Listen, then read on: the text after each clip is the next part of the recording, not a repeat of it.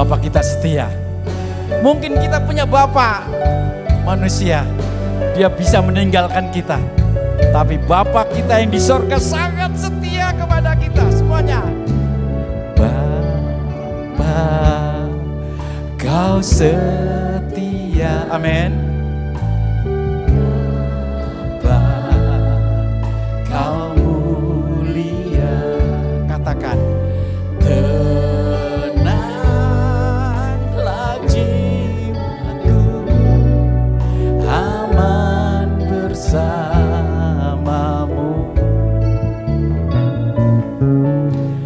Lebih dari harta, Kaulah segalanya.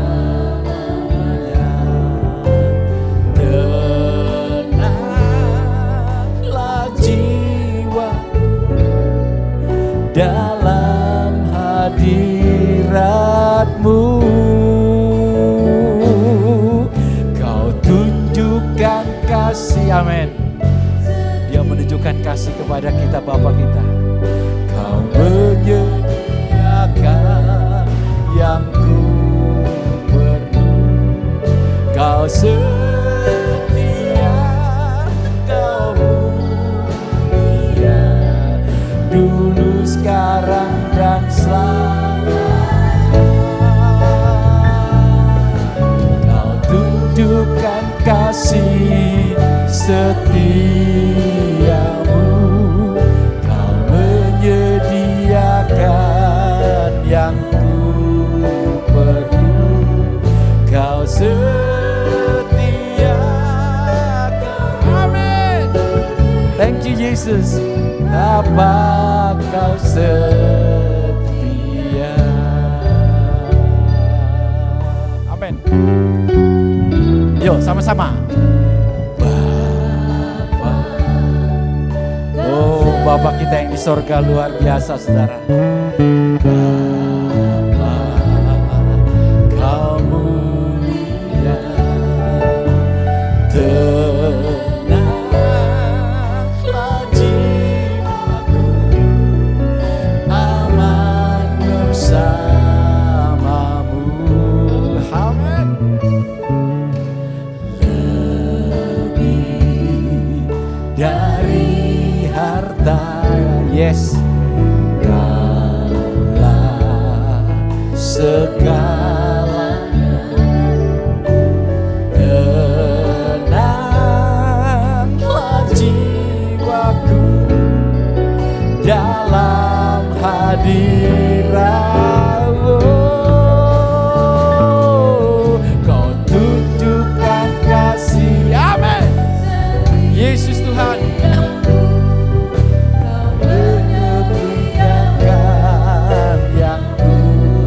Katakan, Kau setia, Kau setia, Kau mulia, dulu, sekarang, dan selamanya.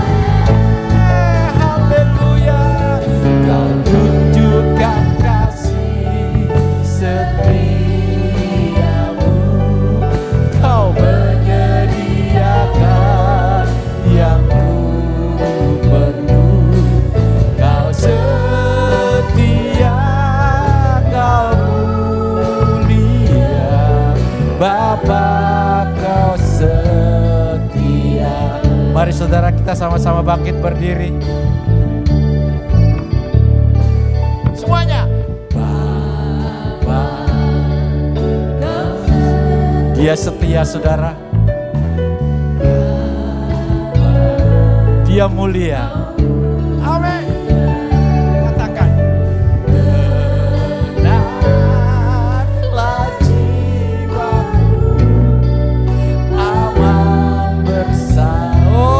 Biasa aman bersama Dia, semuanya lebih dari harta. Lebih, yes, dari harta. Amin. Luar biasa Tuhan. Tenanglah jiwaku dalam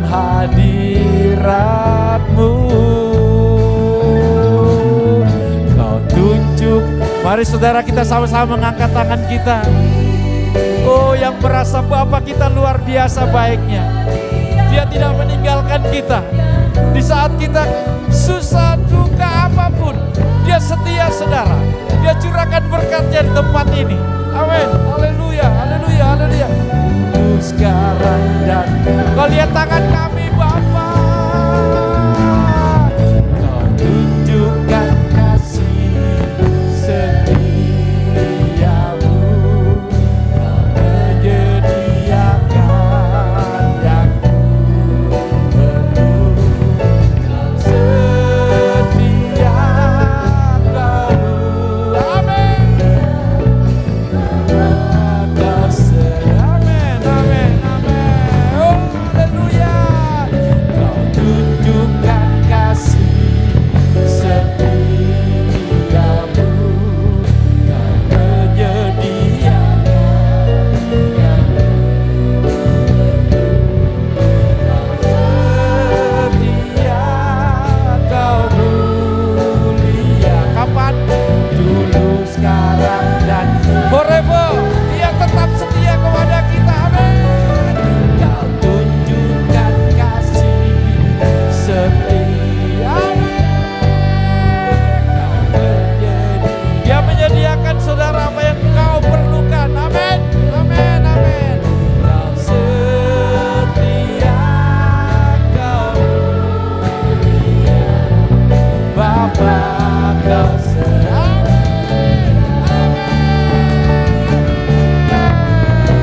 Semuanya katakan. Kau tunjukkan kasih. Amin Yesus Tuhan. Amin. Kau Dia menyediakan saudara apa yang saudara perlukan. Amin. Kau setia kau mulia. Dulu sekarang. Kau tunjukkan kasih setiamu. Kau menyediakan yang perlu. Kau setia kau mulia. Bapa kau setia. Oh, amin. Dia setia. Kau setia. Kau setia Tuhan, amin. Kau setia. Yesus, luar biasa Engkau. Kau setia, kau mulia. Bapa kau setia. Oh, mari kita sembah Dia saudara. Kita ada untuk menyembah Dia. Dia lebih setia daripada kita setia kepadanya. Tidak bisa kita pungkiri. Oh, katakan, Yesus ampuni kami Tuhan. Haleluya, sembah Dia.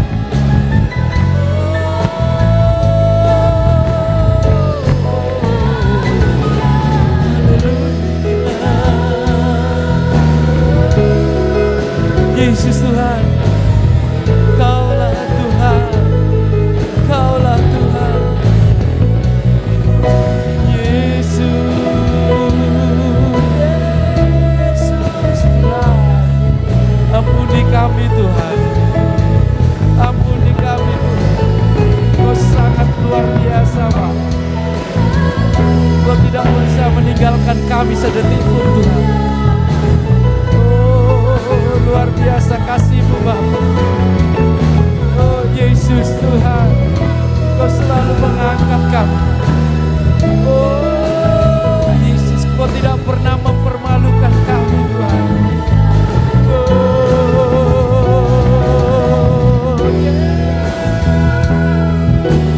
Yesus Tuhan, kami bangga punya Allah seperti-Mu Tuhan.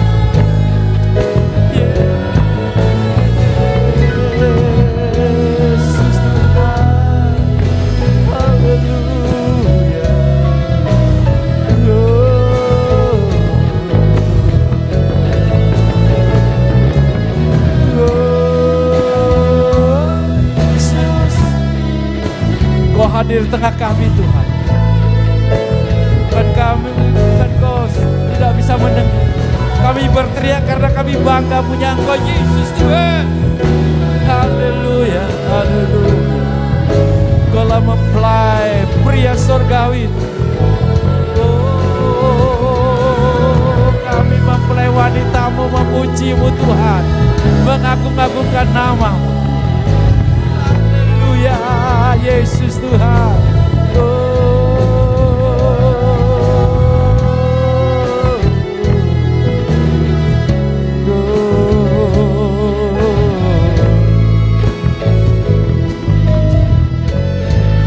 Amin.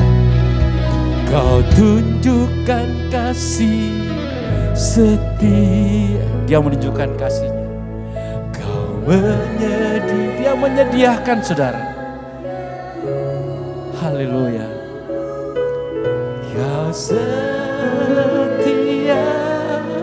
Kau mulia, dulu, sekarang, dan selalu. Amin, amin, amin. Kau tunjukkan Tuhan.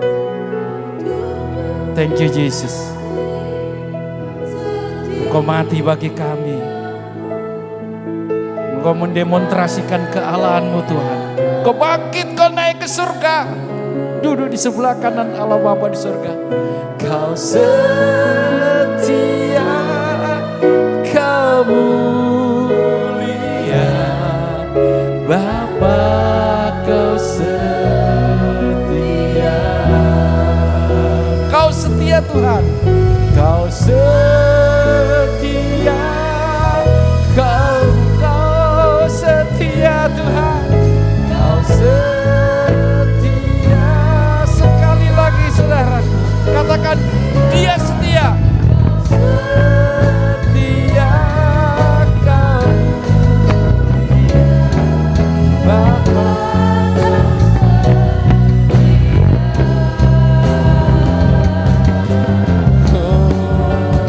Katakan amin. Tepuk tangan sorak-sorai bagi Yesus Tuhan. Terima kasih Tuhan. Kami siap menyanjung, meninggi, menyanjung-nyanjung nama-Mu Tuhan. Di dalam nama Yesus yang siap meninggi-ninggikan, menyanjung nama Yesus. Mari sama-sama katakan amin. Silakan duduk saudara. Haleluya. Salam. Ada yang pertama kali hadir di tempat ini, angkat tangannya. Oh, sudah lawas KPO, ya. Tapi harus lebih semangat ya. Bukan lawas tapi jarang-jarang gitu. Hadir tidak bolong-bolong, ya. Kecuali yang baru ya. Tepuk tangan sekali lagi buat Yesus Kristus Tuhan. Hidupku ada di dalam tangannya saudara. Haleluya. Yuk, ada di tanganmu. Kau beri rancangan yang terindah. Amin. Semuanya. Hanya yang baik saja yang ku. Betul, walau tubuhmu dikoyakan, walau tubuh janji jiwaku, pujianku tak terhentikan, Rohmu memberi pengir. Amin. Ya sama-sama, haleluya. Pikul salib, jumlah kasih setiamu, ku bertahan, kau kuat dan amin. Semua katakan yes. Ku mau tetap bersyukur, senantiasa bersyukur, segala yang ku amin, biar kehendak-Mu. Amin. Ku mau tetap bersyukur, senantiasa. Yes. Ini is the day, hari yang good. Semuanya hidupku ada.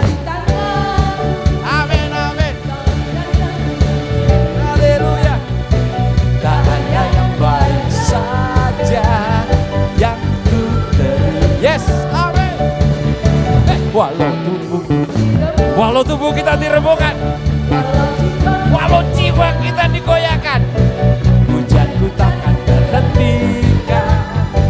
Rohmu yang mengiru, sama-sama kun salib. Cukup kasih setiamu Tuhan. Amin. Teguhkan imanku, yes, yes. Ku mau tak bersyukur, senantiasa bersyukur. Segala yang ku alami, biar kehendakmu Tuhan yang terjadi. Amin. Ku mau tetap bersyukur, senantiasa bersyukur, hati bukan bercerita.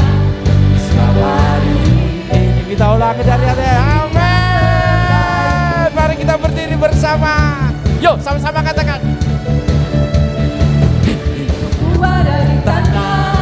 Mana suaranya? Amin. Ayo kamu muda lebih semangat lagi, saudara pilar gereja. Walau tubuhku walau jiwaku. Amin. Haleluya. Semuanya akan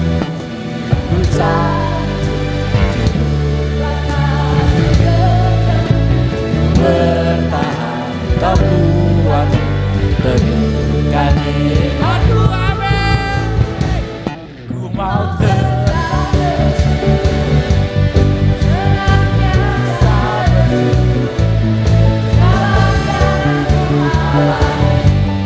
kehendakmu terjadi. Ku mau tetap bersyukur, senantiasa bersyukur, hatiku kan bersuka. Sebab hari ini hari yang terlebih semangat lagi. Hidupku ada di tanganmu, kau beri rancangan yang terindah. Mana suaranya tuh Tuhan? Oh, walau tubuh kita diremukkan, amin. Walau jiwamu terkoyak, tetap memuji Tuhan. Amin. Akan kupikul salibmu, cukuplah kasih sayangmu, bertahan kuat, teguhkan imanku. Yes, ku mau tetap bersyukur.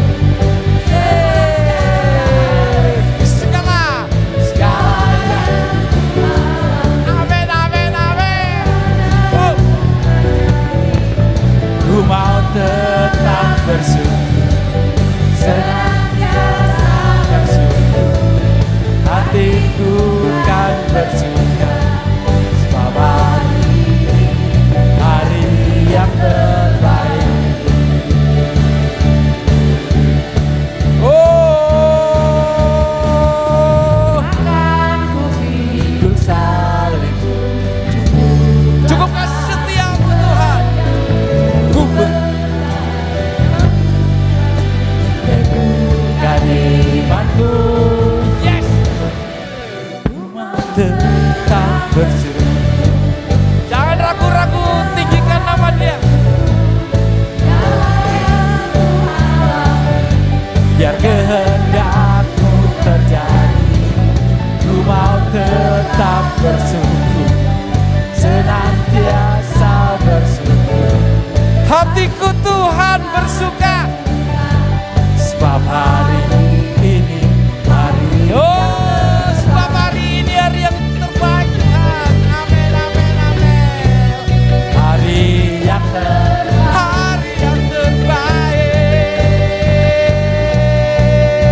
Hey, yang sekali lagi saudara. Hari yang terbaik.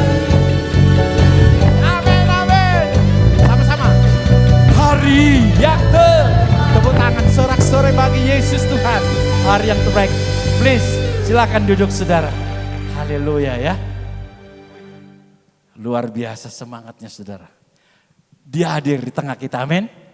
Minta sama dia apa? Tuhan kasih uangmu untuk aku Tuhan, di sini pasti dikasih saudara. Loh, ono Pak Robert, loh itu iman. Ojo ragu, Tuhan aku sakit, kalau tidak sembuh aku tidak pulang dari tempat ini. Loh sungguh saudara, kita akan siapkan hati. Karena memang tak terbatas kuasanya. Tidak bisa dibatasi ya.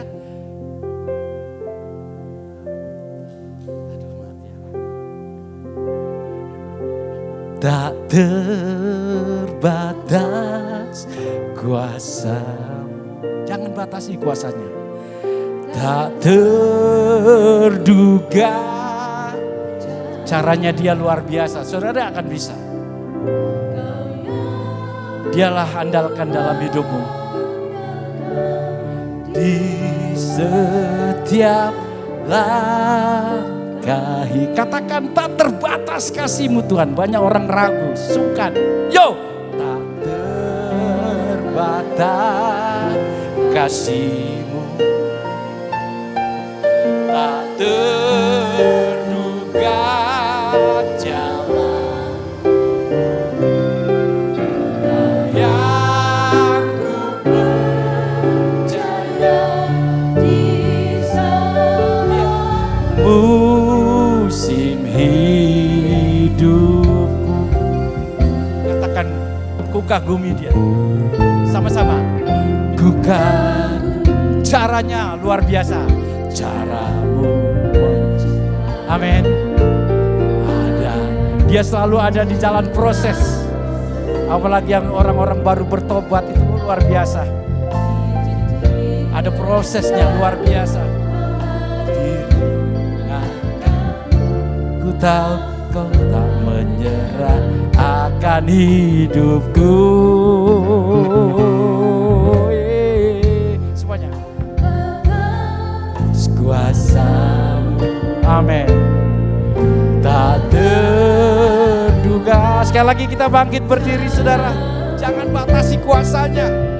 Kau yang ku andalkan di setiap langkah hidup. Amin. Haleluya Tuhan. Tak terbatas kasih.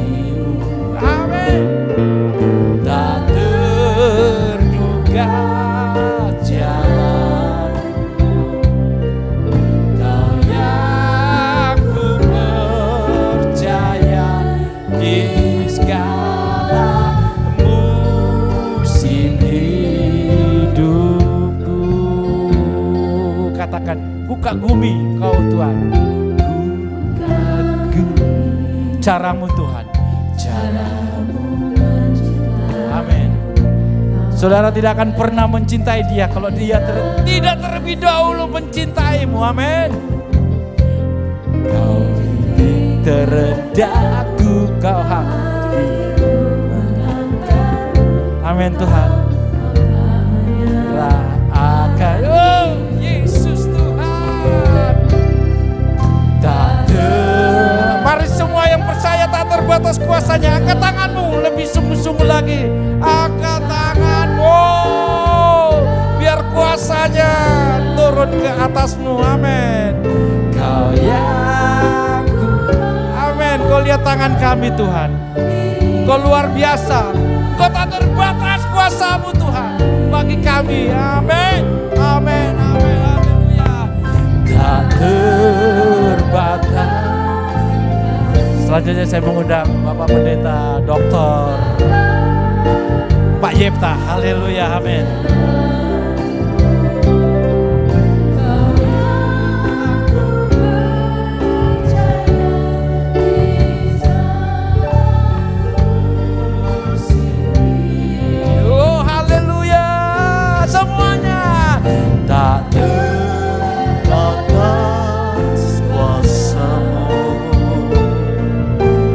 Terduga caramu Tuhan.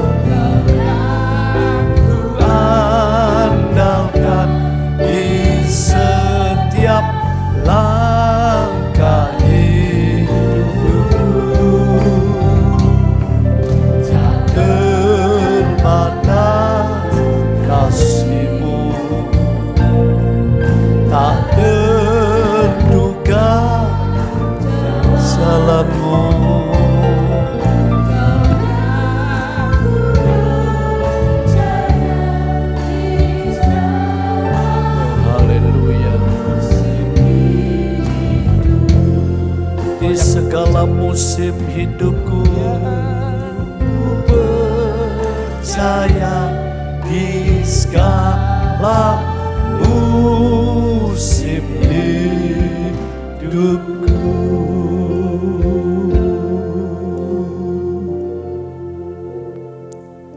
Kami percaya Tuhan, Engkau amat mengasihi kami, jemaat-Mu, hamba-hamba-Mu.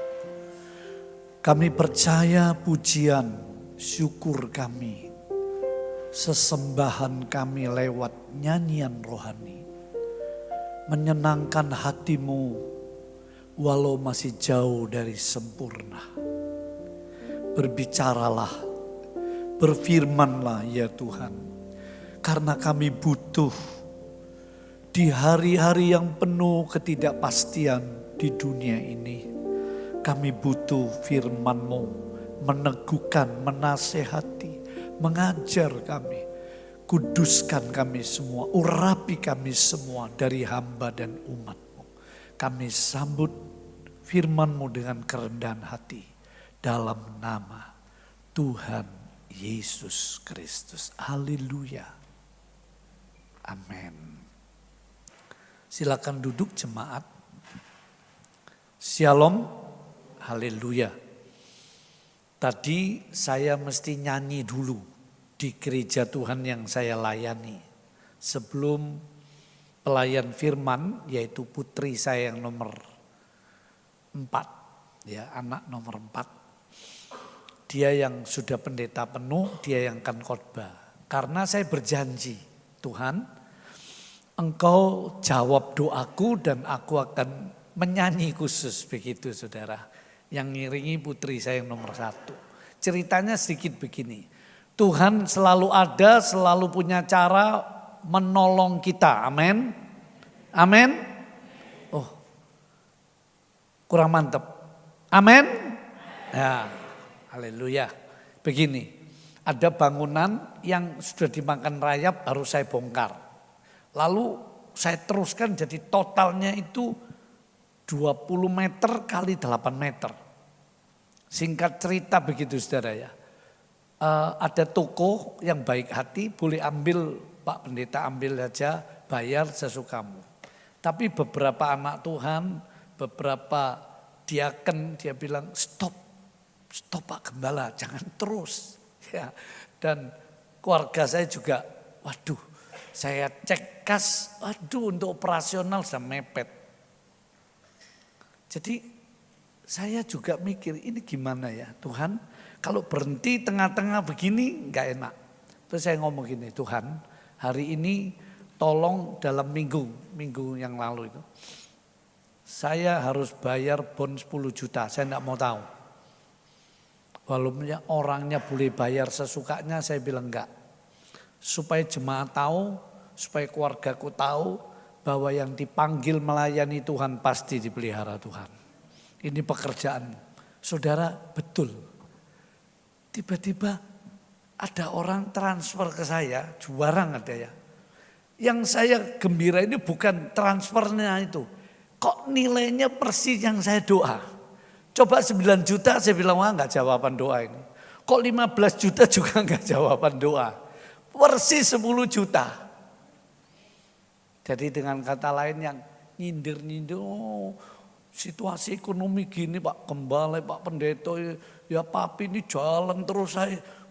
Yang ngerti ditutup mulut-mulut yang begitu secara tidak langsung. Bahwa Tuhan yang punya kerjaan, Tuhan yang tanggung jawab. Saya ini kan cuma hamba, begitu saudara.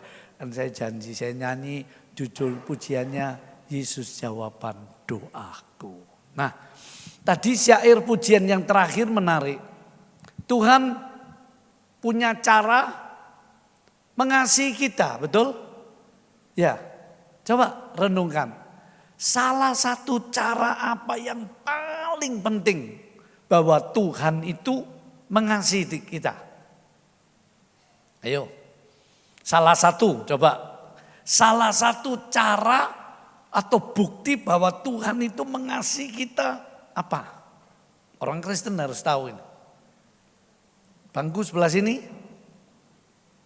Bangku sebelah sini menjawab doa.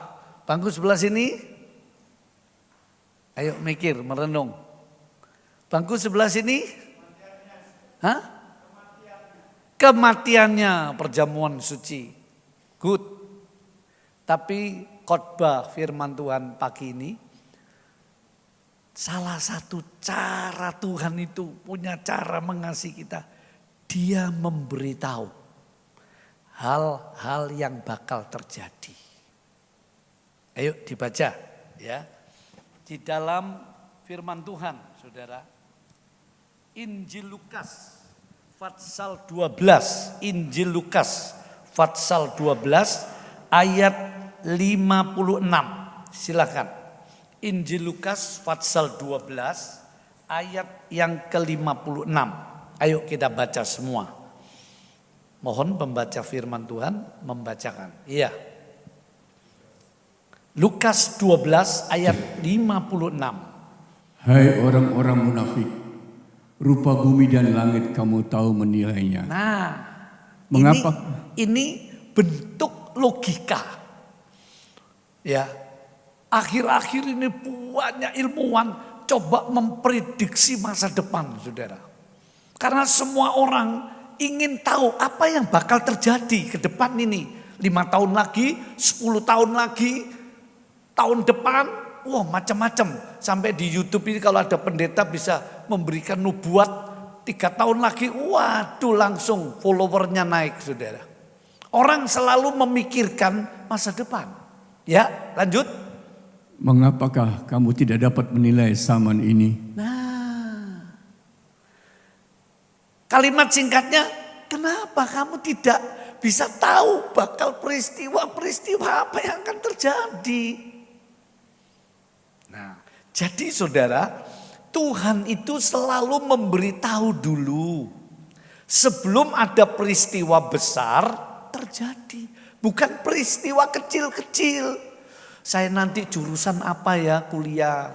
Saya mau menikah bulan apa ya? Saya ini enaknya kerja di mana ya? Tawaran ini, tawaran itu, milih yang mana? Itu Tuhan bisa memberitahu lewat bisikan Roh Kudus di hati kita. Tetapi ada peristiwa-peristiwa besar yang jemaat wajib tahu. Para pemberita firman harus memberitahukan. Ini hak jemaat. Haknya orang Kristen. Ini juga keperluan dunia masa kini. Jadi jangan di mimbar Tuhan hanya menyenangkan telinga-telinga atau kebutuhan kita dalam pergumulan hidup. Itu sih nggak salah. Saudara, ada 2 ekstrim. Dengarkan, 1.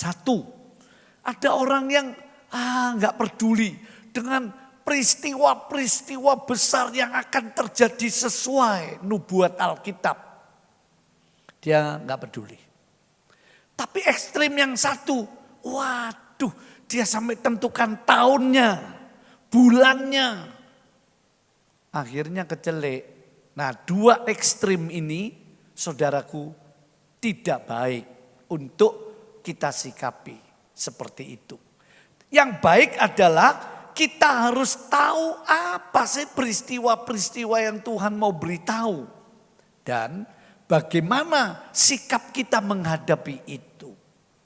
Jadi saudaraku, Tuhan selalu memberitahu sebelum sebuah peristiwa terjadi. Ayo dibaca dulu ya. Kejadian 6 ayat 13 sampai 14. Supaya pengetahuan rohani kita makin luas. Kejadian 6 ayat 13-14. Ya, silakan.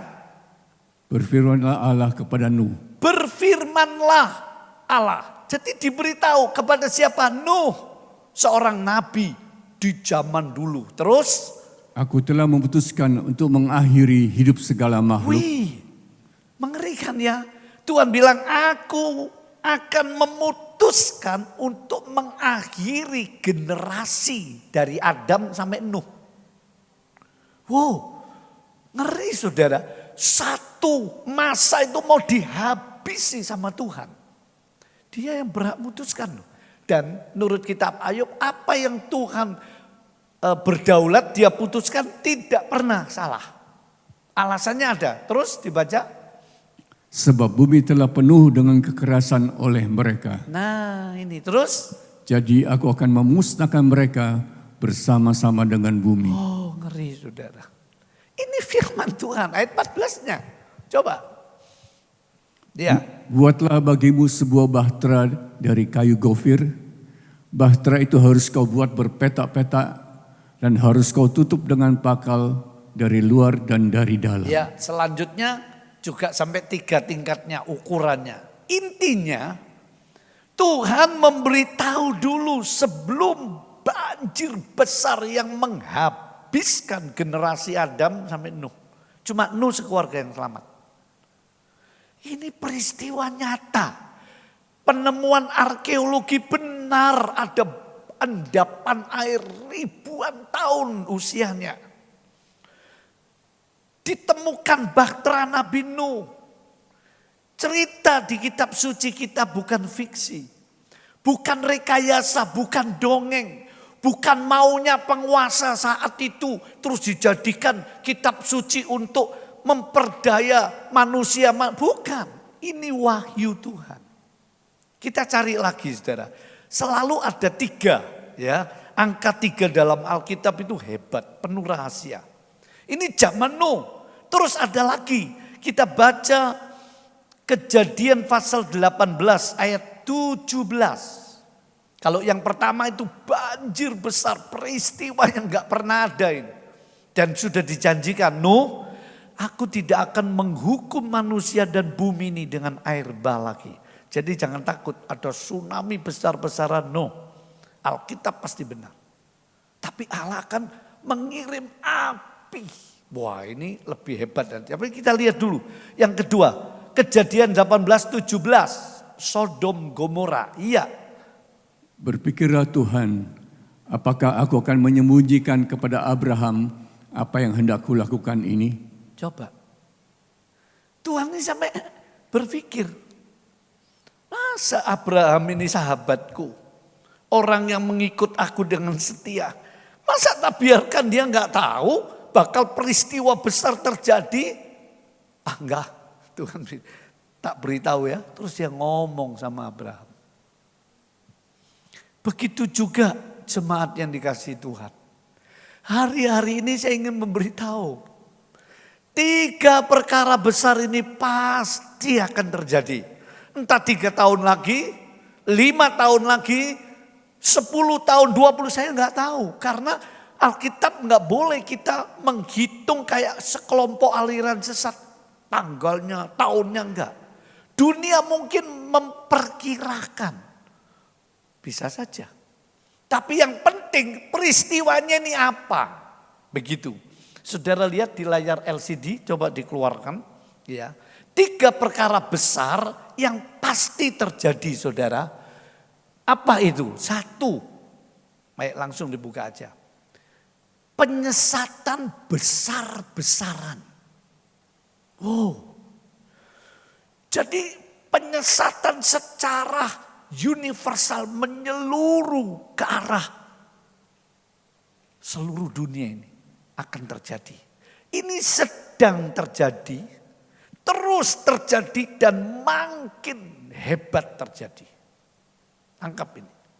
Sudah pernah terjadi, terus terjadi dan makin hebat di masa mendatang. Kedua, apa itu? Kegerakan besar-besaran dari Roh Allah. Ini pasti terjadi, saudara. Tangkap baik-baik ini ya. Saya nggak mengerti kenapa saya harus khotbah ini. Tapi satu hal yang saya pikir, Tuhan ini kebenaran yang harus manusia tahu, jemaatmu harus tahu.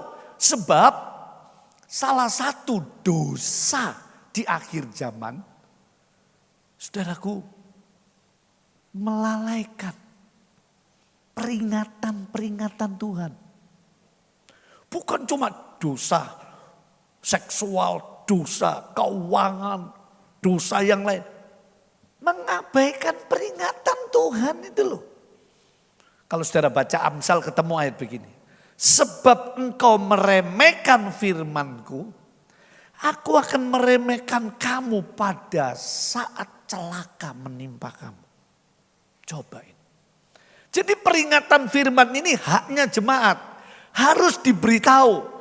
Para pengkhotbah mimbar gereja tidak boleh hanya, oh jemaat ini kebutuhannya apa saat ini. Itu nggak salah, itu baik. Wah ekonomi jemaat harus dikuatkan ya supaya percaya berkat Tuhan. Nggak salah. Tapi ada yang lebih penting saudara.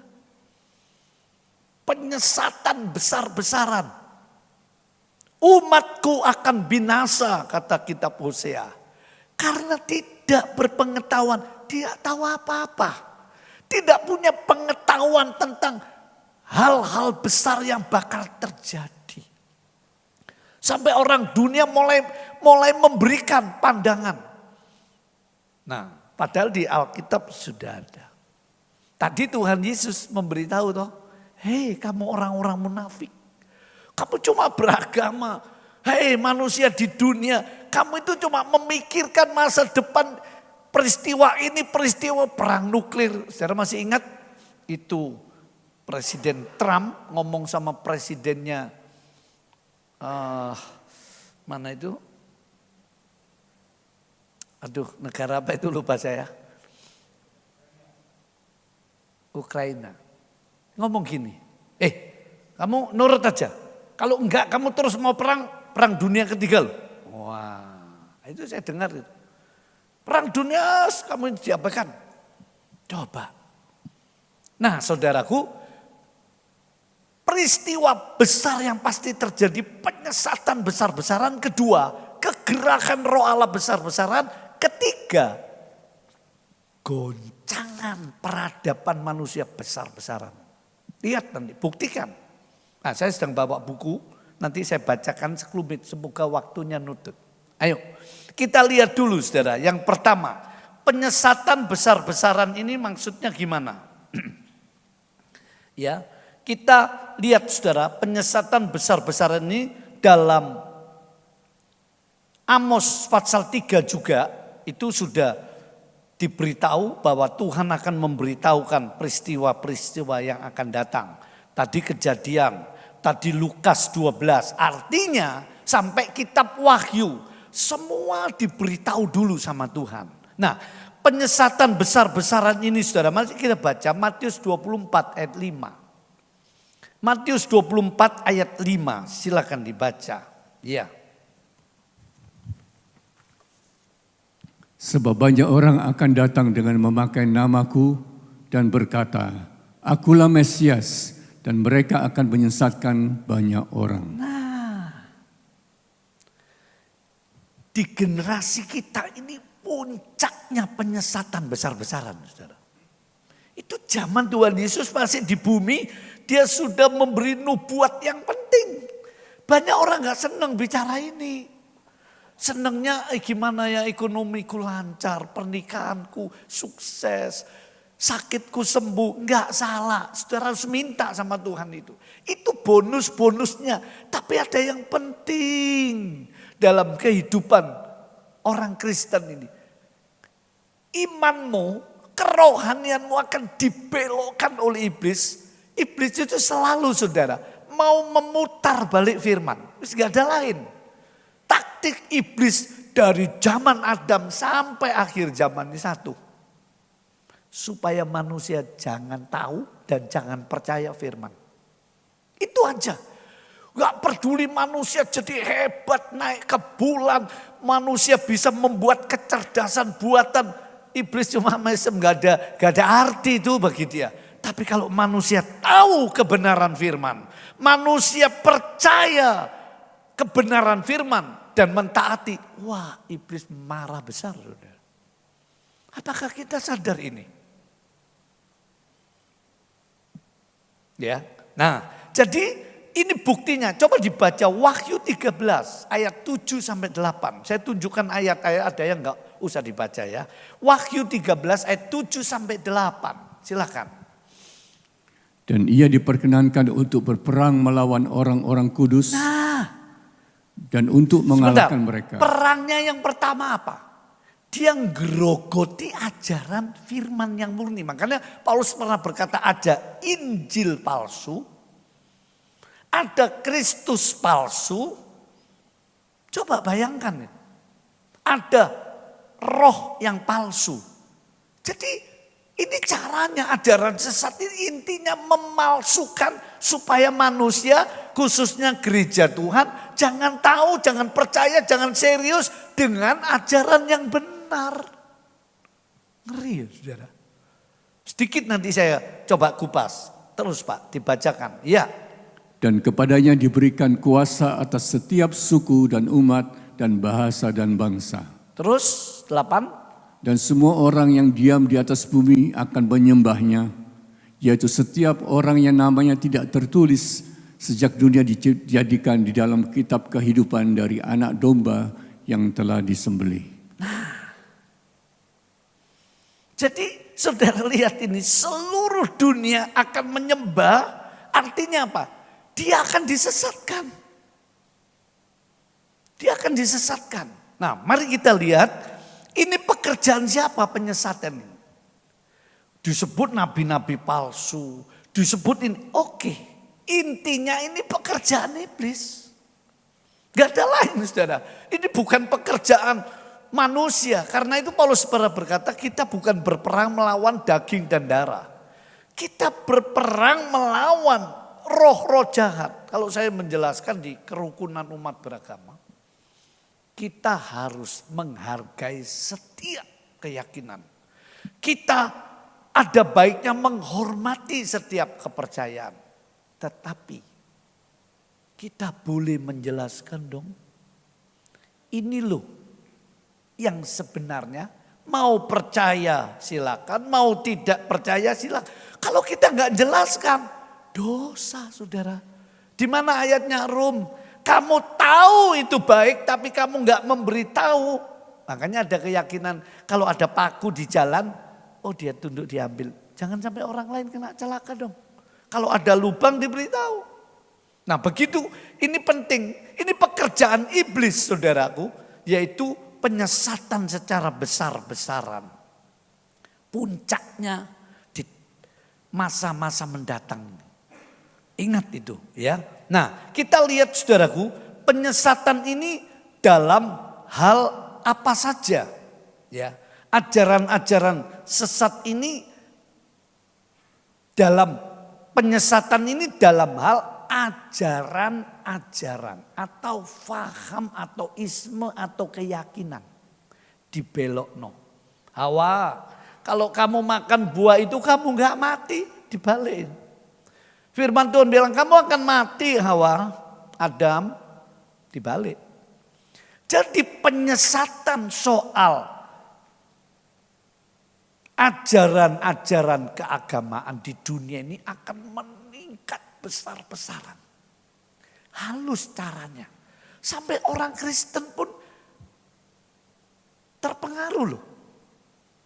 Nah ini ciri-cirinya apa sih ajaran yang kata firman Tuhan? Ayo dibaca.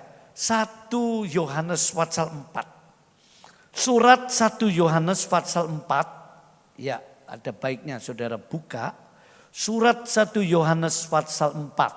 Sudah dapat? Nah, saudara baca mulai ayat 1 sampai ayat 6 dengan cepat. Silakan. Ya. Saudara-saudaraku yang kekasih, janganlah percaya akan setiap roh, tetapi ujilah roh-roh itu apakah mereka berasal dari Allah. Nah, sampai soal roh pun penyesatan. Nah, terus dulu. Sebab banyak nabi-nabi palsu yang telah muncul dan pergi ke seluruh dunia. Pergi ke seluruh dunia, Kak. Kenapa ini? Ini digerakkan oleh roh iblis supaya menyesatkan seluruh dunia. Terus? Demikianlah kita mengenal roh Allah kita. Setiap roh yang mengaku bahwa Yesus Kristus telah datang sebagai manusia berasal dari Allah. Nah ini cirinya. Terus?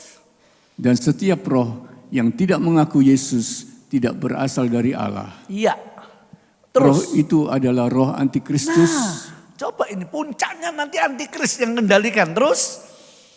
Dan tentang dia telah kamu dengar bahwa ia akan datang dan sekarang ini ia sudah ada di dalam dunia.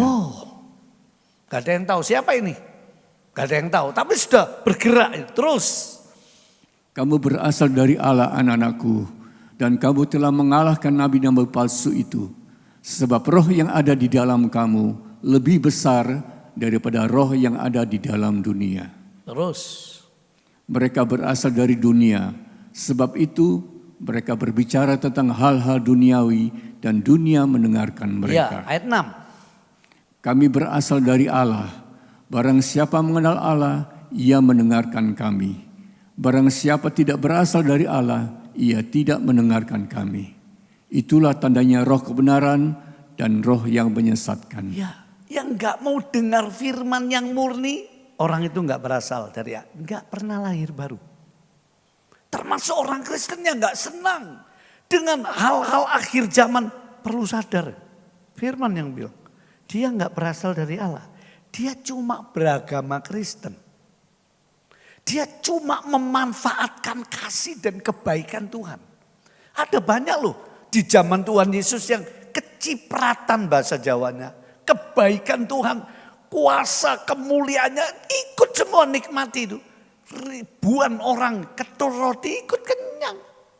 Tapi mereka tidak termasuk pilihannya. Nah, ini penting di akhir zaman. Jadi cirinya begini saudara, saya urutkan singkat ya. 1, ajaran sesat itu tidak meyakini Allah pencipta. Pertama, ada banyak paham dunia ini dijadikan oleh ledakan-ledakan di matahari, proses-proses evolusi jutaan tahun, maka jadilah seperti ini. Intinya, pencipta itu bukan Allah. Jadi tujuan penyesatan ini selalu menjauhkan manusia dari Tuhan.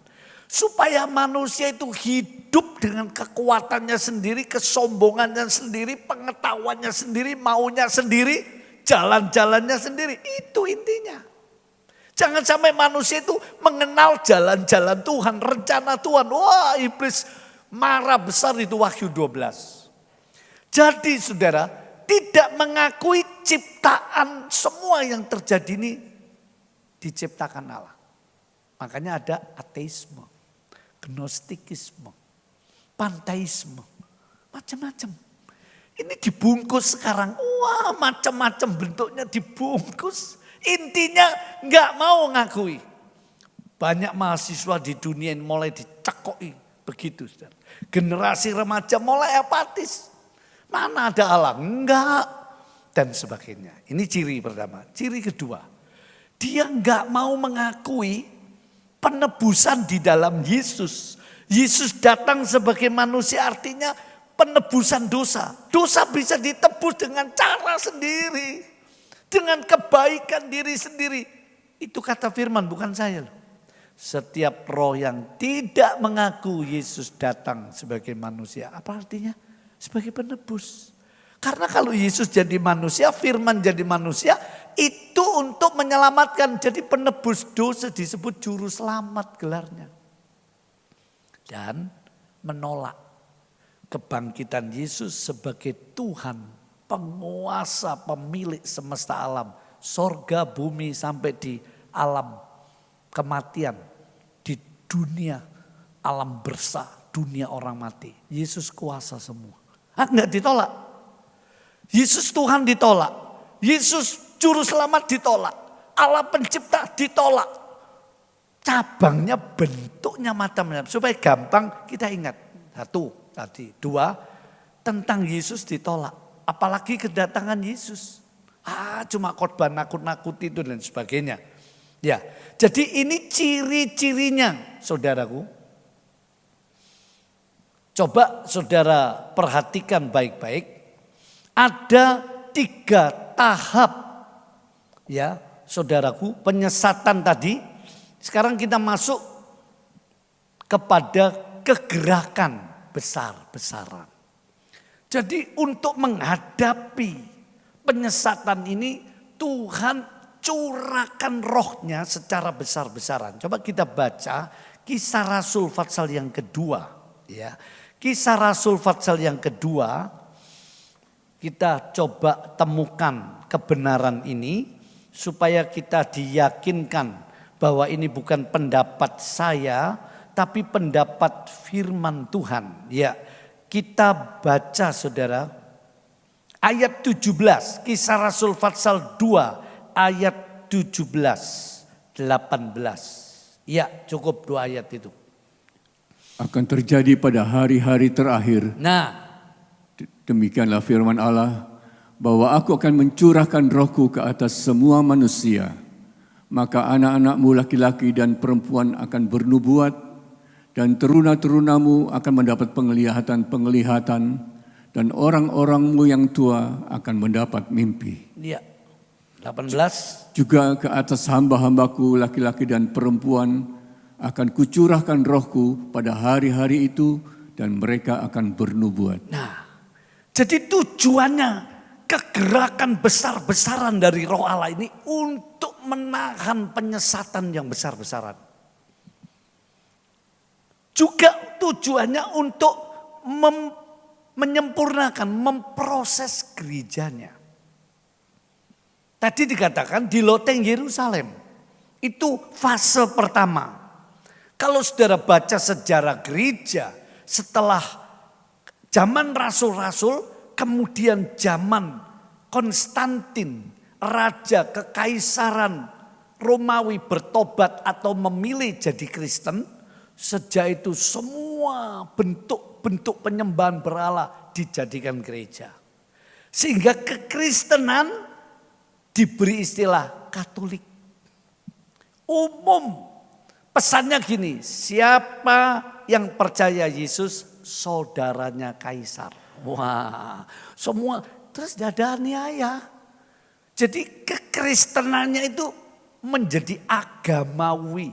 Setulus apa, seserius apa, itu faktanya. Nah, dari proses zaman ini timbullah Protestanisme. Diprotes walaupun ada cerita pro kontra, faktanya diprotes. Dan Allah mengizinkan itu. Orang-orang kelompok Protestan rasa nggak puas. Kok gini-gini ya? Lalu mereka mulai berdoa. Di Azusa Street, salah satu permulaan, Roh Kudus dicurahkan. Mereka yang nggak pernah mengalami kepenuhan Roh Kudus dibaptis Roh. Nah itu. Jadi pertama loteng Yerusalem. Yang kedua dikegerakan setelah Katolik, Protestan, Pentakosta munculnya kan di situ. Ini sejarah. Nggak bisa kita abaikan. Nah nanti akhir zaman Allah akan mencurahkan lagi besar-besaran sebagai penutup. Jadi ada 3 fase saudara. Dan kita sudah berada di ujung zaman ini loh. Entah sampai ini 2025. Apa? Tunggu sampai 100 tahun lagi? Kita nggak tahu.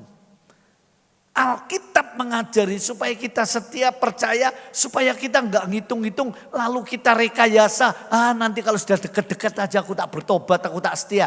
Kan manusia suka begitu. Makanya nggak diberitahu kapan pastinya. Ya.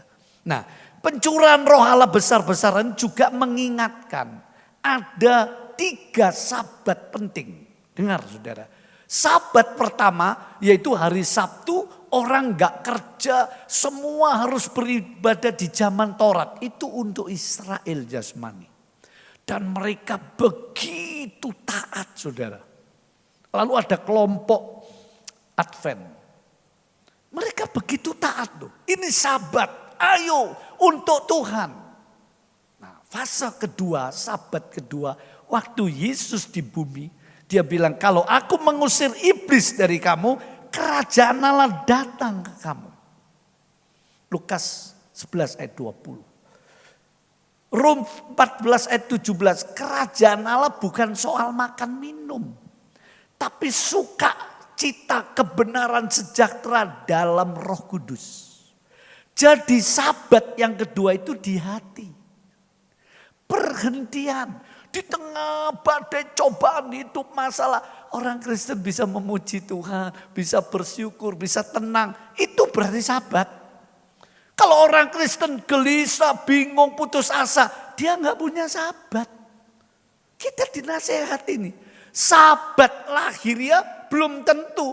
Saudara ke gereja belum tentu pulang hatimu gembira, damai, belum tentu. Malah ada banyak orang Kristen ke gereja, malah syak, malah geremeng, ngono-ngonoan macam-macam. Malah berdosa gara-gara ke gereja, malah berdosa. Repot ini. Karena itu Tuhan ingin ada kegerakan Roh Kudus, sahabatnya di hati. Sunatnya rohani, yaitu lahir baru sampai kepenuhan Roh Kudus di hati. Supaya punya raja damai, punya perhentian ilahi. Di tengah gelombang dunia yang menakutkan. Ini pengalaman indah. Kalau enggak, saudara enggak kuat. Saya berpuluh tahun, saudara, enggak ada support saya. Keluarga saya enggak Kristen. Ini pengalaman saya. Bagaimana saya ngelayan di madu sendirian. Gembala saya enggak support. Duit enggak ada. Cuma nasihat saja. Apa rahasianya saya kuat? Ketika Tuhan memberi saya kesukaan dalam melayani dan doa dalam firman. Itu aja. Ya sampai saya masih ingat ngomong gini, saya ingat berapa puluh tahun yang lalu itu. Tahun 74-an. Ngomong gini, satu tante ini baik. Anaknya kaum muda saya bimbing gitu ya. Dipaksa sekolah kedokteran, enggak kuat, gila saudara. Ngomong gini. Zaman Cuk, jangan ajak-ajak anak saya terlalu banyak ke gereja, Cuk itu anak muda. Nanti jadi enggak pinter. Ini sedang sekolah kedokteran, dipaksa sama mamanya, malah jadi gendeng saudara. Mungkin enggak kuat, sekolah dokter itu berat loh. Ya. Nah, kemudian dia nasihati saya karena tante ini baik, suka kasih saya makanan. Dia lihat saya kalau pagi bantu pelayanan, kalau siang saya doa. Tidak pernah dengan anak-anak muda remaja terus hura-hura enggak. Bertahun-tahun saya gitu. Terus tante ini waktu saya besuk di rumahnya karena ada anaknya yang sakit. Ngomong gini, Cuk, itu lo nonton bioskop. Lo sama-sama anak-anak ini tak kasih karcis sih. Enggak wis tante, saya tak baca firman aja buku-buku rohani. Omongannya masih saya ingat. Cuk, kamu kalau terus gitu nanti gendeng loh kamu. Bayangkan saya karena di kamar baca. Orang kalau sendirian itu tambah cepat pikun. Ibu-ibu yang usia emas jangan suka menyendiri. Nanti cepat pikun loh. Kumpul-kumpul kayak gini bagus ya. Saudara saya bilang enggak tante. Tadi anaknya gila, saya sampai hari ini baik-baik aja. Nah, jadi saudaraku, kita lihat ada damai sejahtera itu sabat kedua, sabat ketiga, nanti kerajaan 1000 tahun. Nah itu, nanti. Inilah sebelum kerajaan 1000 tahun, 3 perkara besar ini harus terjadi. Penyesatan besar-besaran, kegerakan roh Allah besar-besaran, dan ditutup dengan goncangan-goncangan semua keadaan-keadaan di dunia. Nanti saya jelas sedikit. Nah itu saudara. Kegerakan besar-besaran itu ada kaitannya dengan sabat. Ya. Mari kita lihat sekarang bagian terakhir terus saya tutup bagaimana sikap kita. Ya. Yang ketiga silakan dibuka saudaraku. Yaitu goncangan-goncangan yang besar dalam peradaban manusia. Ibrani 12 ayat 28 dan 29, silakan dibuka LCD-nya. Ibrani pasal 12 ayat 28 28 sampai 29. Silakan. Haleluya. Jadi karena kita menerima kerajaan yang tidak tergoncangkan. Nah, ini tujuannya. Bentar. Kenapa Tuhan izinkan goncangan di semua lini-lini kehidupan peradaban manusia? Supaya manusia itu sadar, hei manusia. Yang kamu buru dari kecil sampai tua. Dari miskin sampai jadi miliarder. itu semuanya pepesan kosong, artinya sia-sia. Bukan kekayaan enggak boleh, bukan pangkat enggak berarti, bukan ilmu enggak penting. Penting, tapi kalau dipandang, diukur dari sudut ilahi, semua itu enggak ada artinya. Semua itu cuma sementara. Sebab tidak ada yang kekal, tidak ada yang tidak tergoncangkan. Tuhan menggoncang supaya sadar ini loh. Aku mau beri kamu kerajaan yang tidak tergoncangkan. Begitu. Terus. Marilah kita mengucap syukur dan beribadah kepada Allah menurut cara yang berkenan kepadanya dengan hormat dan takut. Ya, 29.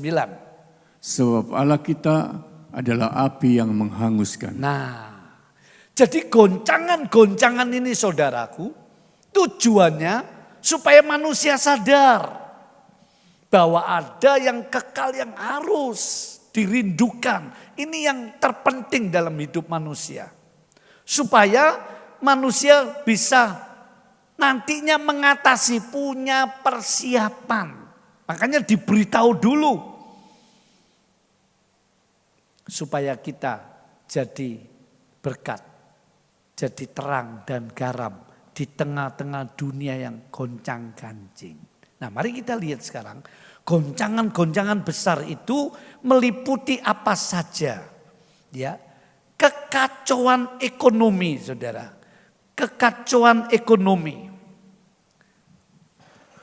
Ada baiknya saya baca pendek ya buku ini sebab mungkin jemaat perlu tahu. Nah, begini aja, saya petik-petik aja ya. Nah, ini buku tentang nubuatan, goncangan-goncangan besar yang pasti terjadi. Dan saya sudah teliti uji, ini serius. Ya, ngomong begini saudara. Akan terjadi kekacauan ekonomi. Dan tahun-tahun yang kurang penghasilannya sudah berada di depan. Akan ada tahun-tahun yang makmur dan berlimpah. Tetapi cuma singkat untuk persiapan bagi tahun-tahun miskin itu atau penuh kemiskinan. Bekerja dan berdoalah agar melunasi semua hutang.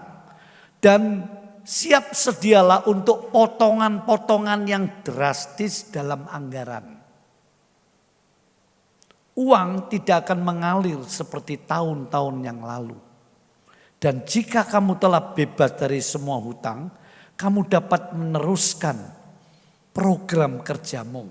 Meskipun dalam tahun-tahun yang sukar, jangan gelisah, jangan takut, hanya siap sedialah untuk menantikan semua itu terjadi.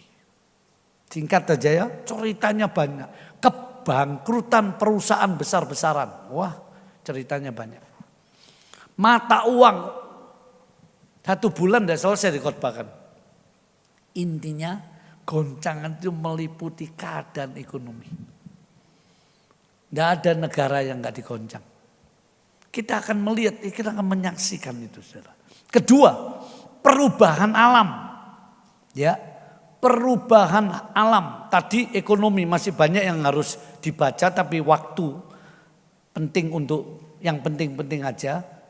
Kita lihat perubahan alam. Di sini saya ingin bacakan di halaman tertentu. Coba. Ya.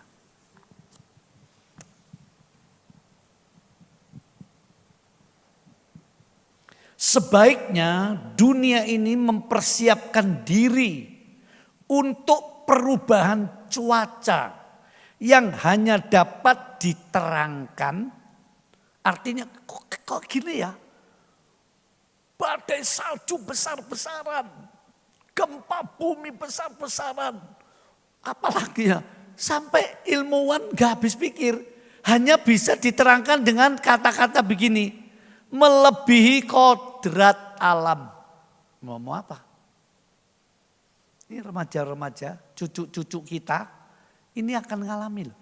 Mungkin kita yang sudah usia di atas 60 jangan-jangan sudah masuk rumah Bapak di surga, sudah senang-senang. Yang berat ini yang di depan-depan. Remaja-remaja ini loh. Kalau kalian tidak siap-siap, cuma HP-an terus TikTok-an terus, embuh. Tuh, saya ingatkan loh, serius ini. Masa depan generasi muda nanti kesulitan ekonomi hebat. Sampai ada omongan gini, anak-anak zaman ini, tidak semua tentunya, tidak akan hidup mapan tanpa warisan orang tua.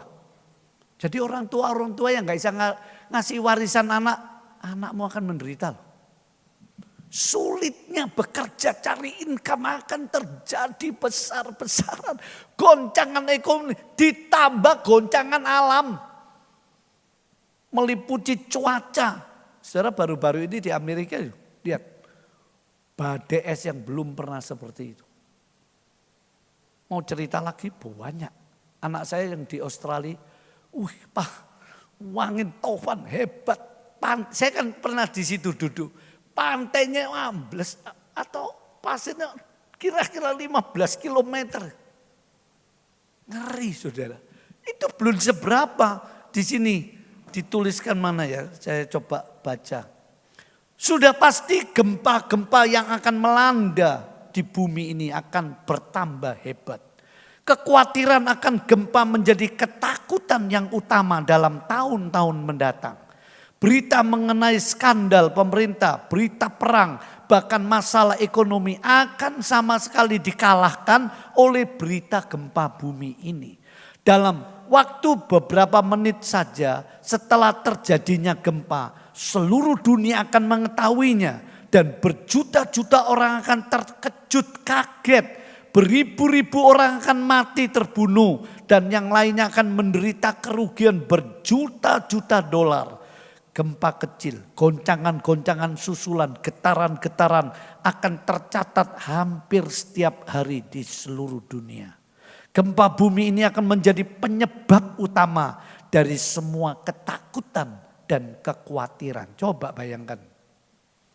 Ini yang ngomong ini serius dah. Memang orangnya sudah mati beberapa tahun belakangan. Tapi saya teliti dia hamba Tuhan yang murni loh. Dia sudah ngomong. Banyak yang gak percaya. Artinya apa saudaraku? Goncangan ini meliputi ekonomi alam.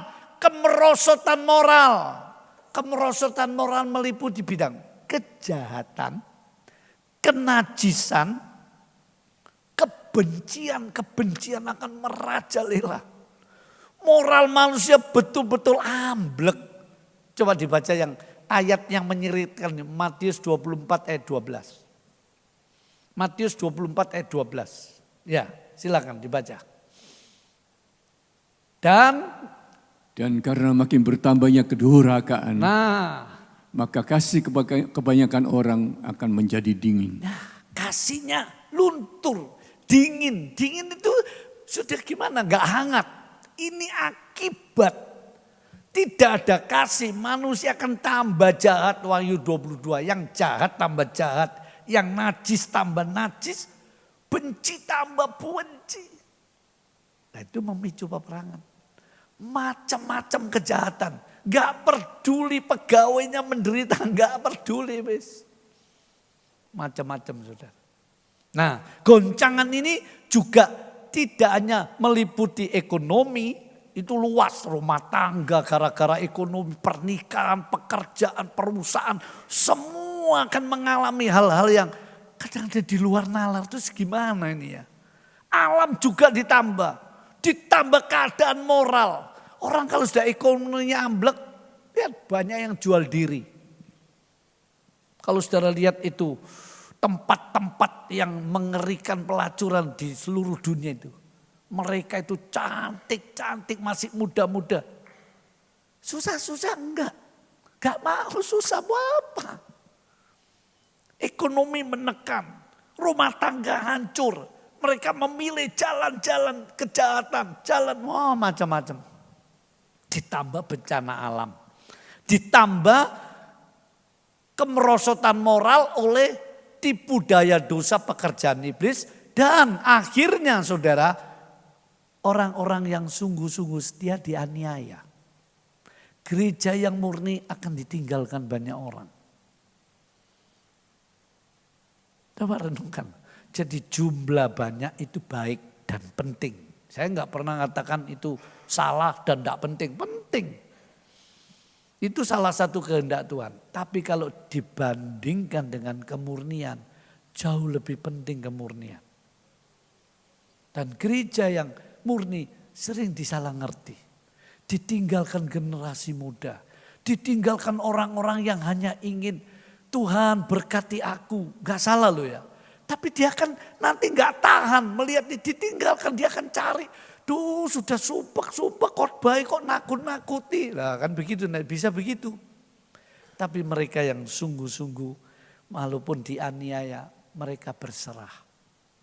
Sebab goncangan-goncangan aneh untuk membuktikan mana gandum, mana lalang. Mana ajaran yang benar, mana ajaran yang dari iblis. Mana yang murni imannya, mana yang gak murni. Sebagai penutup. Apa yang harus kita perbuat? Tolong LCD dibukakan. Yang pertama saudara, seperti zaman Nuh, seperti zamannya Lut. Kalau zamannya Nuh, mereka mengabaikan, apatis. Itu khotbah zaman dulu ya gitu, Yesus mau datang. Sudah, enggak diejek-ejek, baca 1 Petrus 3 kan ketemu. Mereka orang-orang yang hidup dalam hawa nafsu, mereka tidak lagi mau mendengarkan itu, mereka mengejek-ngejek, sikapnya apatis. Bayangkan zaman Nuh saudara, dikhotbahi 120 tahun, khotbahnya banjir. Saudara mau tiap minggu khotbah yang sama, duit. Pasti saudara blenger. Ya dikhotbahi apa? Kasih mau. Rumah tangga nggak mau.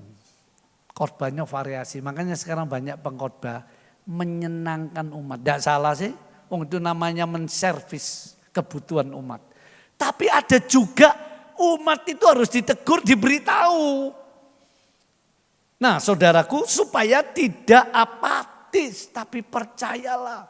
Zaman Nuh itu saudara, mereka bilang Nuh itu gila ini. Nah mulai diejek-ejek. Nanti banjir.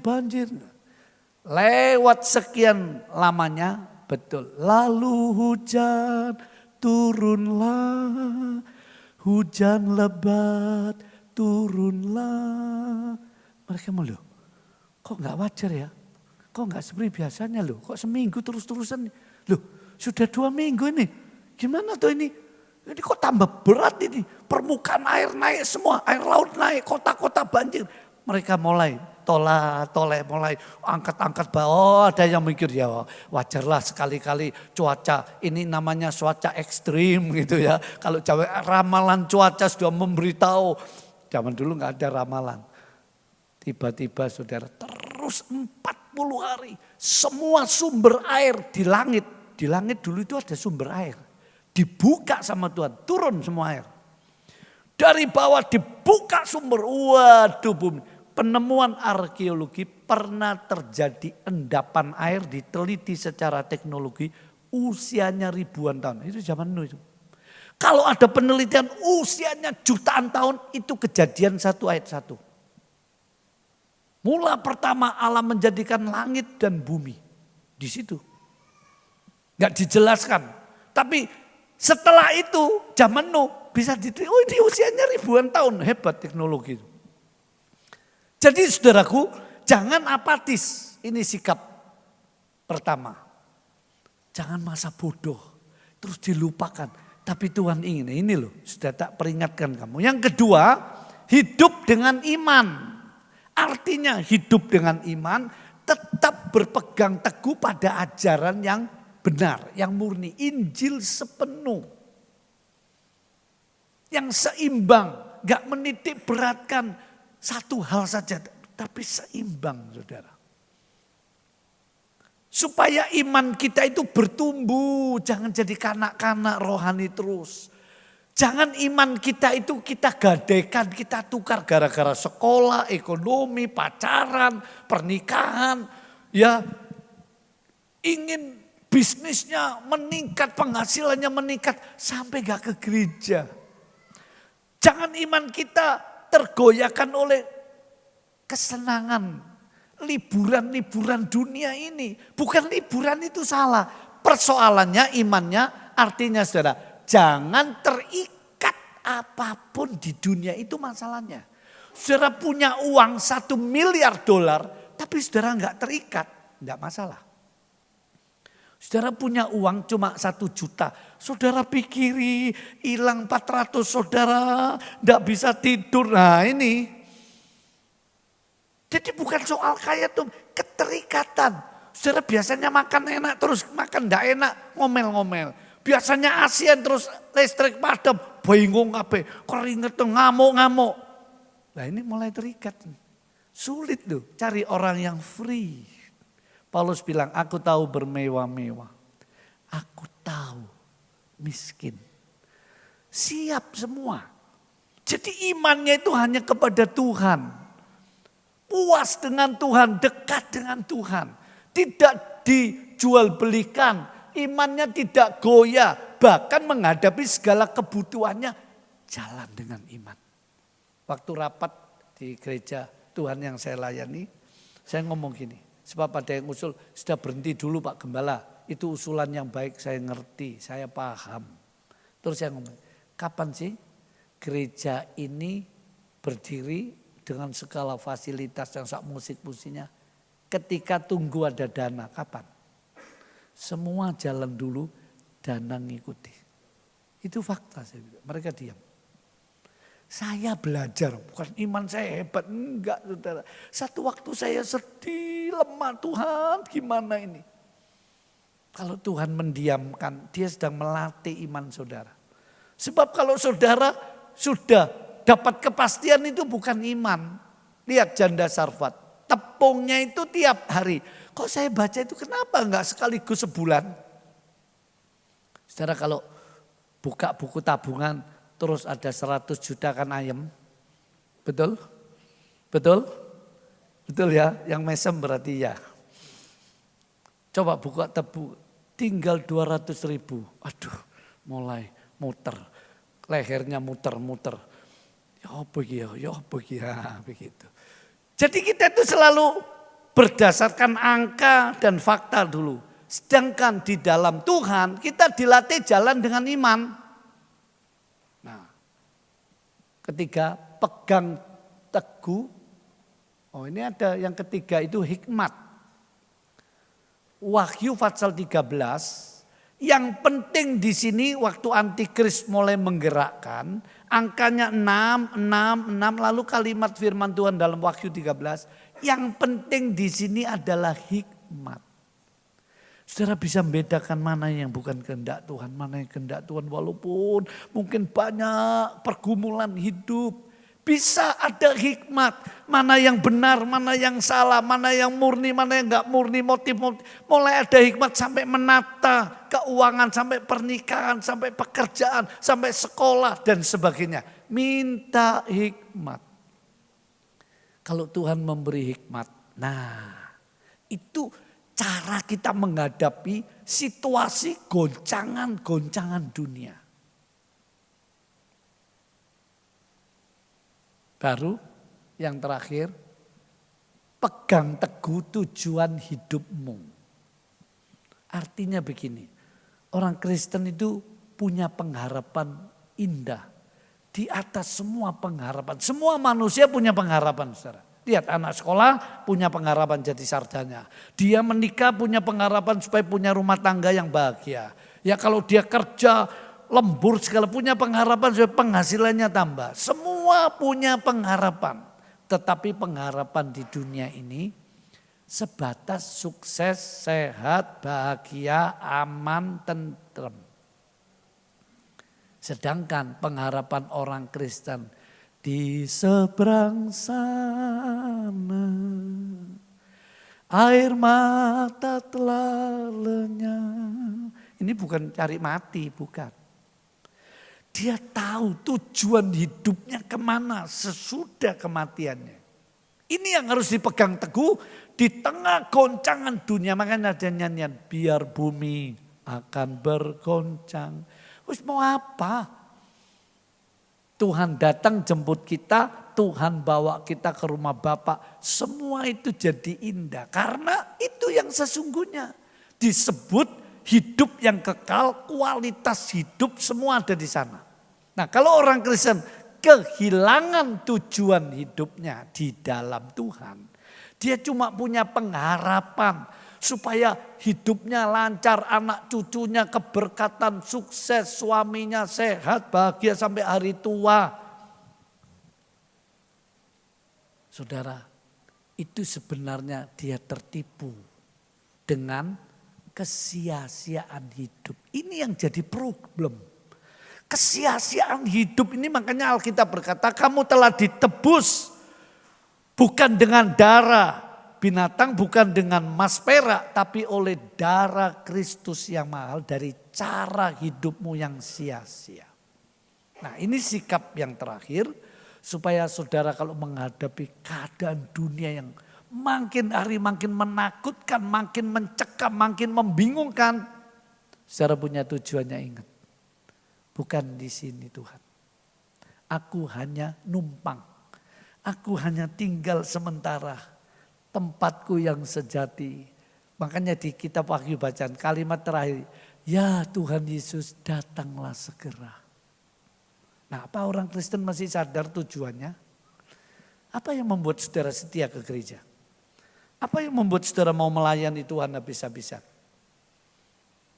Dapat berkat, dapat amplop dan lain sebagainya. Boleh-boleh aja. Tapi bukan itu tujuannya. Saudara jauh-jauh mau datang ke sini berbakti, melayani. Saudara mau korban sementara orang lain tidak mau korban. Ingat, saudara punya tujuan yang tidak bisa diambil oleh suasana perang, oleh pencuri, oleh gempa, hancur karena kebakaran, dimakan rayap, semua nggak bisa. Itu yang namanya Tuhan Yesus khotbah, himpunkanlah hartamu di sorga. Kan begitu saudara. Sementara dunia nanti bingung, orang Kristen mengalami kemuliaan Allah. Itu sebab menjadi anak Tuhan sangat beruntung. Tapi kita diingatkan, 3 perkara besar ini pasti terjadi saudara. Ingat-ingat ya khotbah pagi ini. Kesesatan besar-besaran jangan kaget. Sampai gereja dilambah hamba-hamba Tuhan pun akan bisa keliru ngajar. Makanya saya doa Tuhan aku jangan sampai keliru ngajar. Mohon kemurahan-Mu. 2. Kegerakan roh Allah besar-besar. Minta kepenuhan Roh Kudus. Cari hadirat Allah dalam doa. Ayo doa tiap Selasa di sini ada doa. Jangan malas-malas, jangan tunggu ada bencana. Baru rame-rame ke gereja. Saya masih ingat zaman gestok. Waduh, waktu doa penuh gereja sudah semua masuk gereja karena apa? Kalau enggak punya agama, ngek. Baru mau. Begitu selesai masalahnya, anu repot, anu masih kerja. Loh, lihat. Nanti lihat, kalau banyak peristiwa, nanti kan ayo doa, mari. Tuhan Yesus ngajari sebelum terjadi, ayo siap-siap. Sebelum banjir Nuh buat bahtera.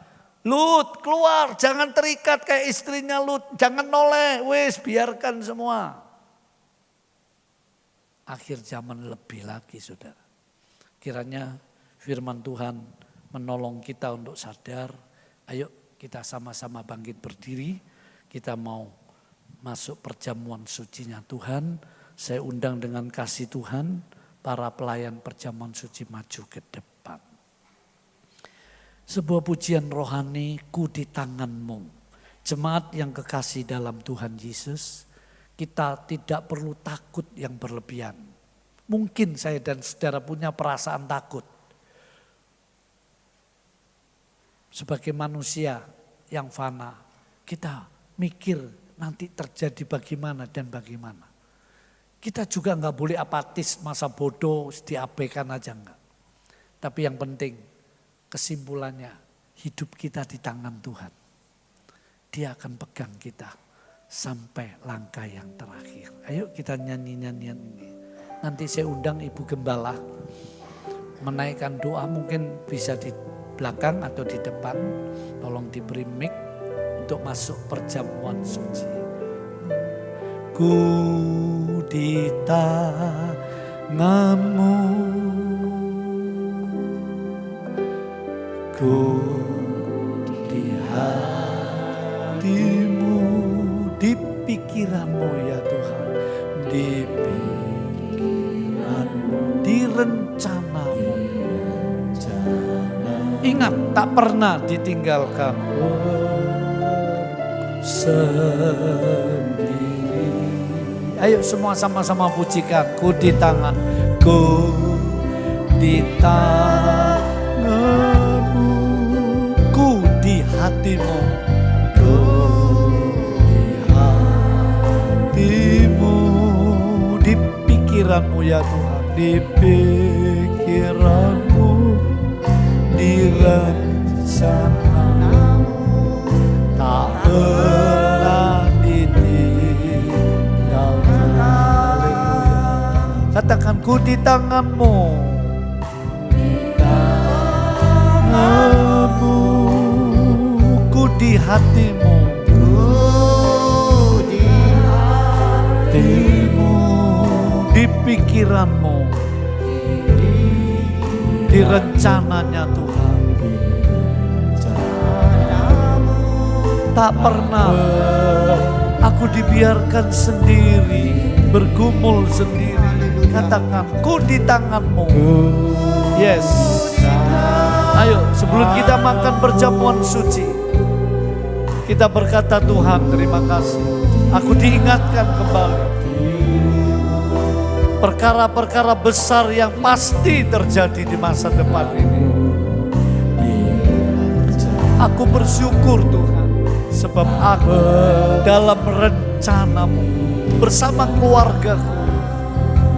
Ayo sekali lagi katakan, ku di tangan-Mu, ku di hati-Mu, ku di hati-Mu, di pikiran-Mu, di pikiran-Mu, di rencana-Mu, tak pernah sendiri. Ku di tangan-Mu. Jangan takut Bapak Ibu, saudara-saudari, asal kamu menyerahkan hidup pada Tuhan, Dia akan pelihara kita di tengah segala keadaan dunia. Dia akan mencukupi kita, Dia akan sehatkan, kuatkan kita, tumbuhkan kita sampai disempurnakan.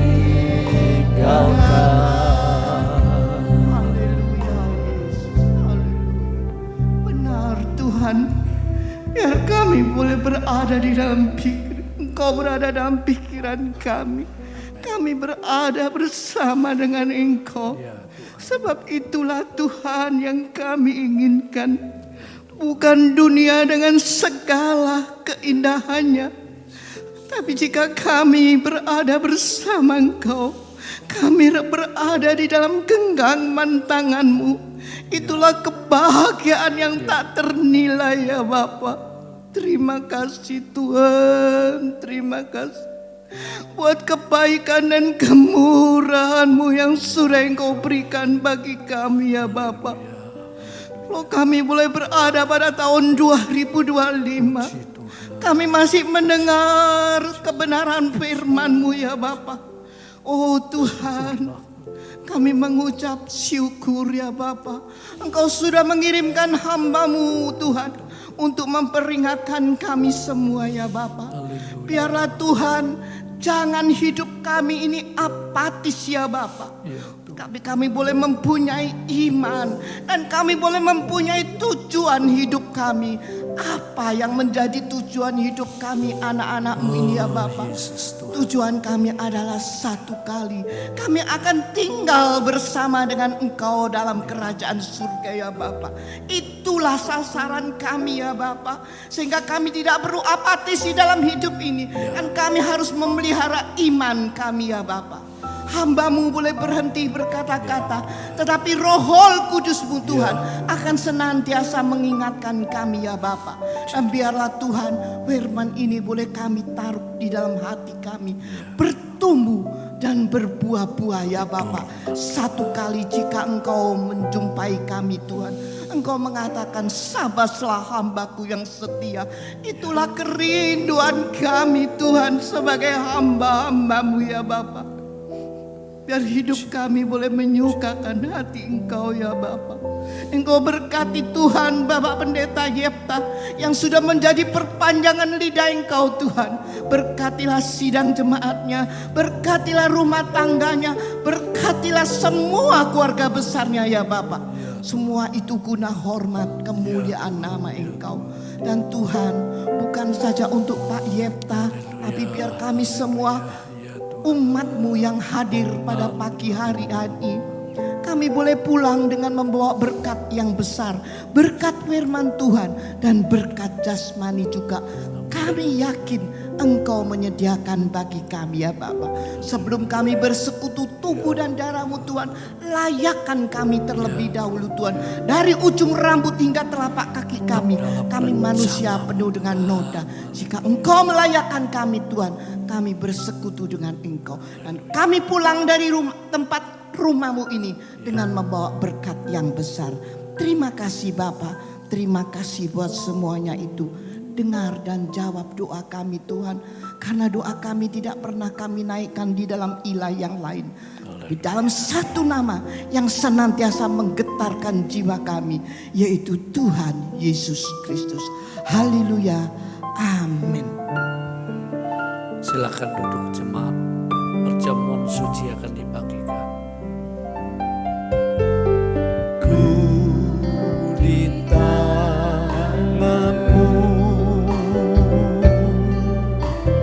ku di hati-Mu,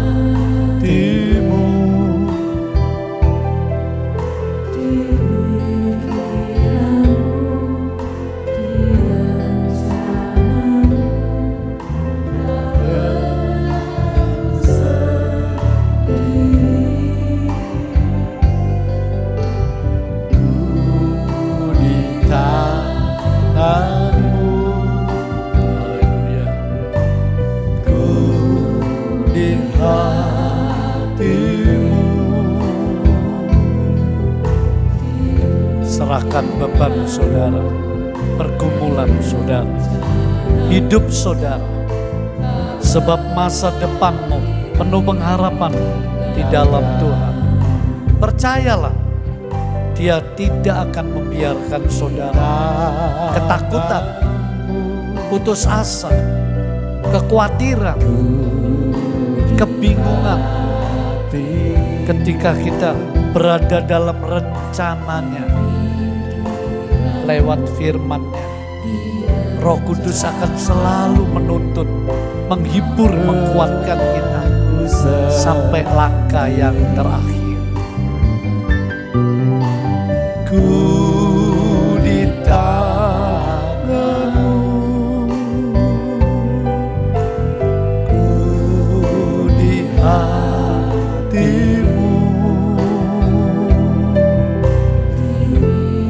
Apakah semua sudah dapat perjamuan Tuhan? Sebab firman Tuhan berkata, ambil, makan, minum. Ketika kita makan perjamuan Tuhan, Paulus mengatakan, kamu memberitakan, artinya mengakui sampai Tuhan datang kembali. Kalau sudah dapat semua, mari kita berdiri bersama-sama.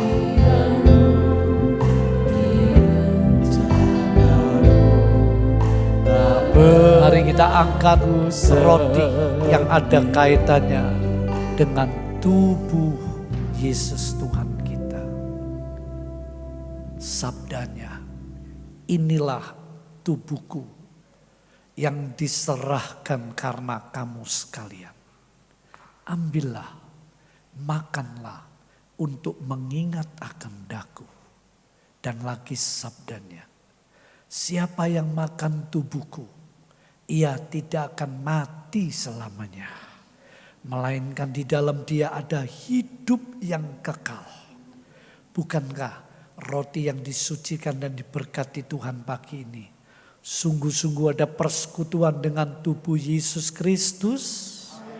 Mari kita makan dengan percaya.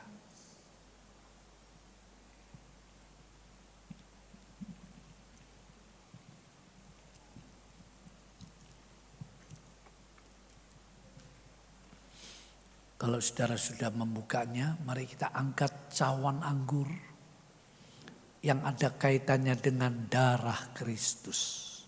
Sabdanya, inilah darahku, darah perjanjian baru yang ditumpahkan karena kamu sekalian untuk jalan keampunan dosa.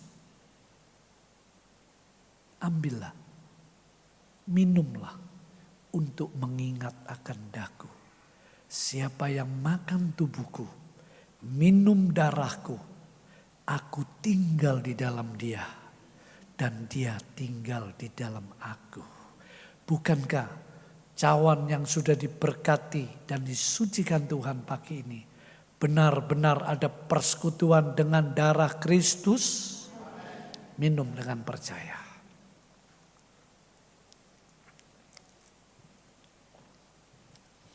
Terima kasih Tuhan, firman-Mu kiranya menjadi kehidupan, mendarah daging, tidak untuk dilupakan, tetapi mengubah cara hidup kami dari duniawi menjadi rohani. Dari lemah menjadi kuat Tuhan. Jadi khawatir menjadi kuat imannya dan dicukupi oleh Tuhan. Dari lemah, sakit menjadi sehat kembali. Terima kasih Tuhan, Engkau menyempurnakan semua yang sudah kami dengar dari firman-Mu yang kami terima, makan minum dari perjamuan-Mu, mengubah hidup kami, membimbing kami terus sampai pada akhir perjalanan hidup ini. Terima kasih berkati yang sudah ambil bagian dalam perjamuan suci-Mu.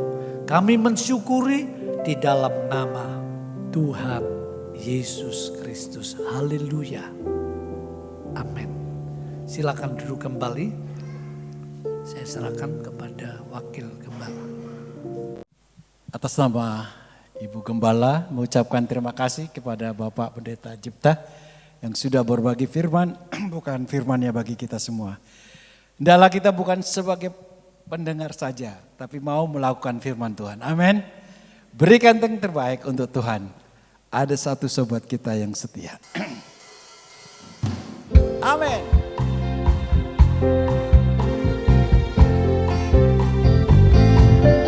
Ada satu sobatku yang setia, tak pernah dia tinggalkan diriku. Di waktu aku susah, waktuku sendirian, Dia selalu menemani. Amin. Sobat kita siapa namanya? Yuk. Ada satu sobatku, dia selalu setia saudara. Amin. Walaupun kita tidak setia, dia tetap setia. Luar biasa. Haleluya. Di waktu aku susah, waktuku sendirian, Dia selalu menemani. Siapa namanya? Namanya Yesus. Amin. Namanya Yesus. Nama Yesus yang menghibur. Dia menghibur hati kita semuanya. Amin. Namanya yang sudah memberi, mari kita sama-sama bangkit berdiri. Namanya Yesus. Nama Yesus. Kita mau lagi supaya saudara tahu siapa sobat yang setia. Ada satu sobatku yang setia. Amin, amin, amin. Ya, dia tidak pernah tinggalkan diri kita. Haleluya. Di waktu apa? Waktu aku susah, waktuku sendirian, Dia selalu menemani. Siapa namanya?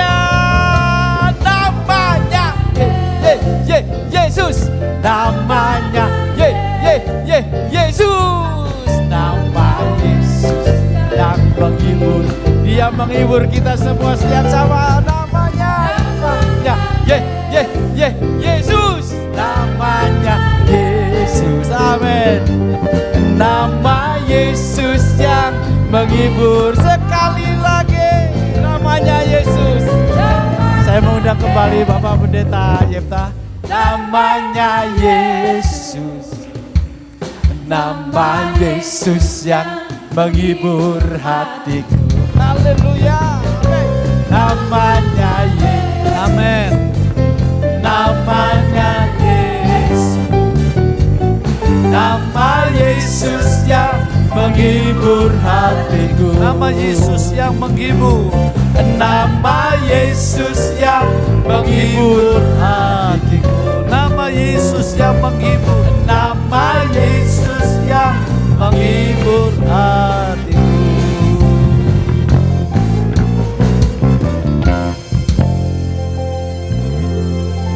Tuhan memberkati persembahan saudara. Mari kita angkat wajah, tangan dan ucapan syukur di hati kita.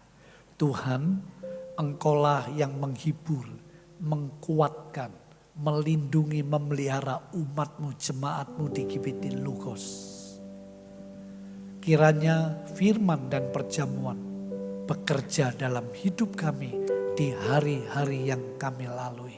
Supaya kami tidak takut, supaya kami tidak lalai, supaya kami tidak malas. Segala puji hormat hanya bagi-Mu. Jemaat yang dikasihi Tuhan, pulanglah dengan selamat sejahtera dalam perlindungan, peneguhan, penyertaan Tuhan, Bapa, Putra dan Roh Kudus di dalam Tuhan Yesus Kristus selalu memelihara saudara sampai Maranatha, Tuhan Yesus datang kembali. Puji Tuhan, haleluya. Amin. Sampai jumpa.